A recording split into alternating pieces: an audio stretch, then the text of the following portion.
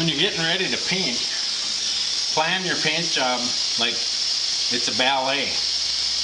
I want to look at all the flat areas where I can hold the gun straight on there and just blast on a good heavy coat.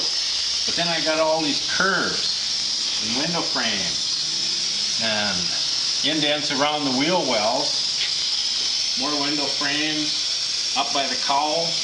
I want to plan ahead so that I don't double coat those areas and get a run there. If I am painting along this quarter panel and then I see, oh, I didn't get much paint in here, and go back over it, now I've got two shots right here, wet on wet right in a row. That's where I'm going to get a run. So a good way to avoid that is to go around, hit them spots,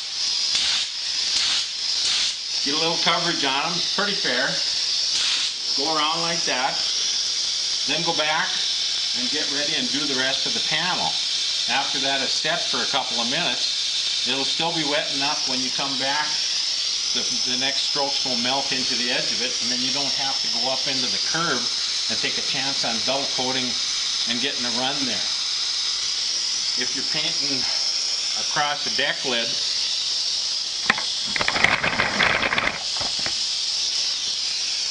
always start out and drag it back toward you. If you drag it back toward you, you can see it wetting out behind where you started, and if you have to go back over it, you can go back over it. If you go back over it, be careful that you don't go back over it in exactly the same stroke, or you'll get a double wet out and puddle it up and probably get a run on them spots. So if I need more wet out on a panel after I've went over it once, I'll change direction, usually at a diagonal. So if I went this way the first time, then the next pass it'll be a quick flash like that. And if I need a little more, flash back like that, and then watch it, see if it's going to wet out. Then I'll decide from there if I want to wait till the next coat and flow it in. The first coat is pretty critical. You got to get the first coat to lay down pretty good.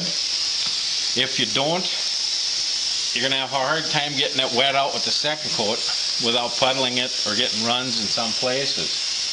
A sealer helps for that. Sealers don't really seal a whole lot, but they do make a tie coat. If you spray on sanded primer with no sealer, the primer won't soak up any of the solvent in the paint as it's wetting out.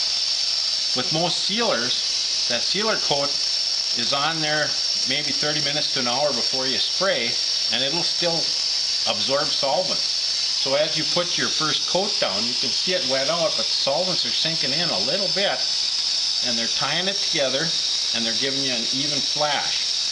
Without that, the solvents have to come out, like if we just did on this primer with no sealer.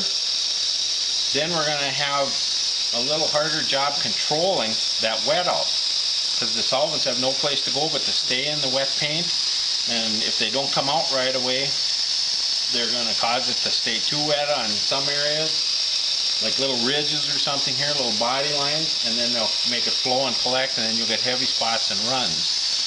So a sealer is a good investment on that, just if nothing else, but for to absorb a little solvent from that first coat, because that's your critical one. That's what the rest of the job is going to look like. If you can get the first one smooth, then she's going to be okay.